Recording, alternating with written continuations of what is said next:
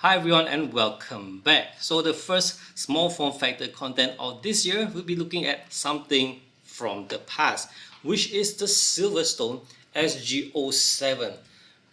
Really big actually. It's quite, it's still considered small form factor I suppose, but it's big. It's actually a very different type of case, and we shall be looking at it in detail by heading over to my overhead camera. Now from the top down view, this is my build before I disassemble, so I want to show you guys what it's like. So this is the front. I have not torn off this plastic protection. As you can see, it has USB 3 ports and 2 audio related jacks with the power button here. What's unique about this case, it starts from here, which you can see this case comes with a huge fan, 20mm, and let's start with removing this dust filter. So as you can see, I've already done my cable management, so I actually routed the cables over here. Now before that, this is the usual, I can't remember the name of the Silverstone fan, but as you can see, it's huge. It will definitely push air through. Unfortunately, I have not the chance to actually test the difference with or without the fan pushing air. After all, I'm just using a stock cooler and low-end CPU, so it wouldn't be affecting much, but it's an interesting design to have a fan like this. Bear in mind, this is an 07, which is released, I believe, earlier than the ever popular SG13. Cable wise, as you can see, braided, but let's not go into that part yet. In fact, I will not remove the fan just yet. Let's look at the side first.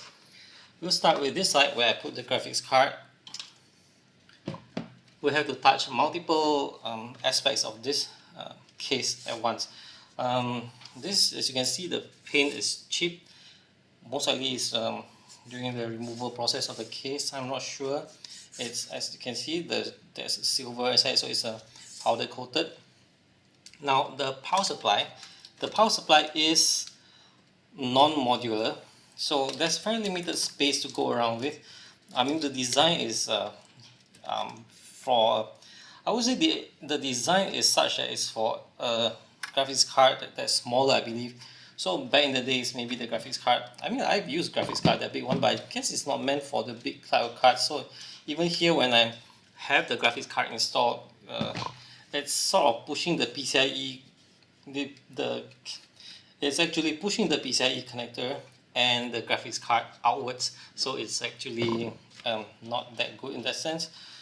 Ideally, one could actually try to push the cables outward, but it's actually somewhat hindered by the bracket of the fan. So you can see I did the best I can for all the cables to be tucked in.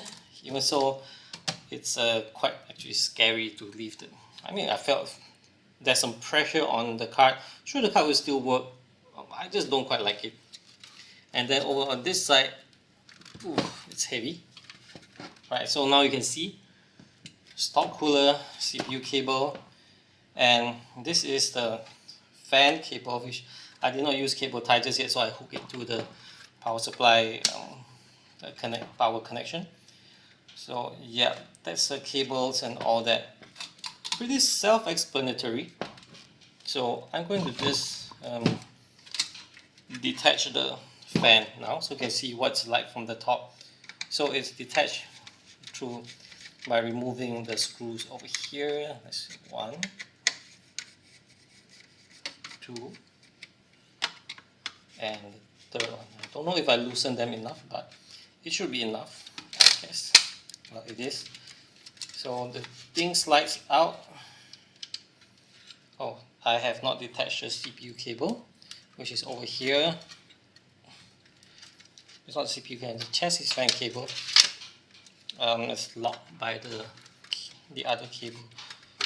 So I've removed it, and it has the fan actually has a toggle over here, a switch that changes the speed, and it looks like it's firmly secured here, welded in. So basically I cannot run this system without the fan at all, unless for some reason I find a way to detach it.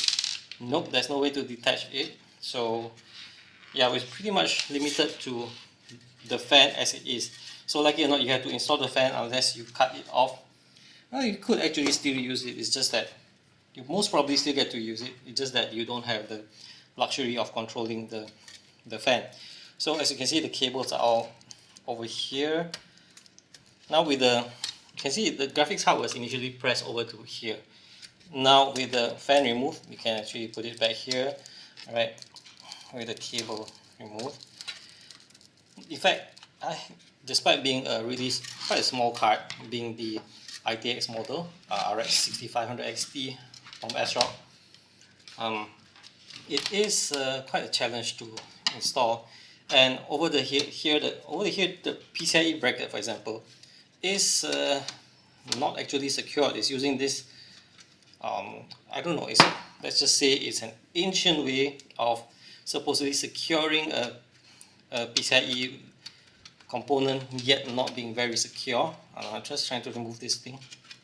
Okay, so there's no screw on it, which is pretty much that. So this is the case. I guess this is one of the innovations you can say from Silverstone. I wouldn't be dismantling the whole thing, I guess, but I just want to show you a bit more. So with the graphics card, let's see how difficult it is for me to remove the graphics card. Okay, it's not that difficult, but it's a bit. It does have some restrictions, so as long as I know how to angle it around, it can be removed. So with the card removed, the system is just as what you see here. A lot of cables. So being a system with non-modular cables, you really need to have the space to route the wires, the cables around. In this case, I would slide the +2 first before I remove the 6. So that's pretty much it. And yes, this cable here, which stretch across, you can remove it if you are not intending to use the reset button, which is at the rear. Speaking of which, the power supply is of an 80 plus bronze. I can't remember the wattage, was it 500 or something? I started it without checking the contents. Well, regardless, let's see. It's written here. SP 9PA 600. I don't know, 600 watts maybe. The rating is actually blocked over here. And yeah, you can actually remove the top cover as well. So basically that's it.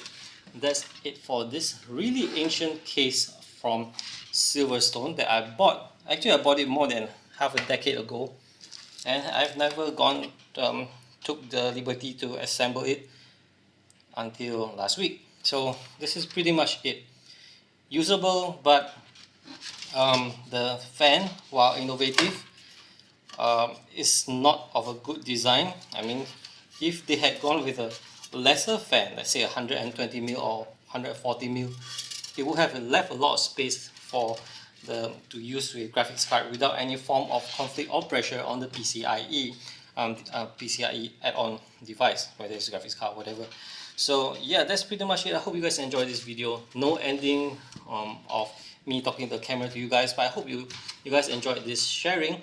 And if you haven't subscribed to this channel yet, I hope you do come back for more contents for like small form factor devices, components, computers and such. That's it for this one. I'll see you guys in the next one. Bye bye.